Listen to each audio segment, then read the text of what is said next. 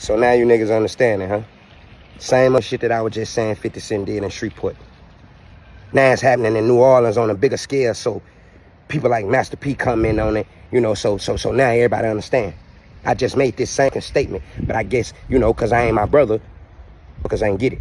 Well, I'm glad it's going down like it's going down. God told me to just sit back and his eyes was going to be open. It don't matter whether you small or big. It don't matter whether you large. It don't matter whether you tiny. Homage is old. Respect is old. You're supposed to pay respect to the mothers that laid the foundation before you. I wouldn't give a damn what your organization is. I wouldn't give a damn how much money you spent. I wouldn't give a damn what you did. Damn!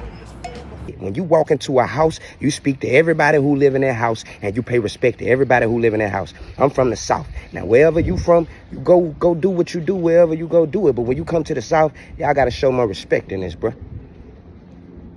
We got our own culture here.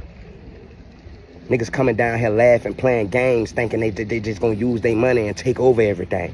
It ain't going down like that. We going back to that old fin law. You niggas stepping on turf, gon' do what you supposed to do, or you gonna pack your shit up and get on somewhere.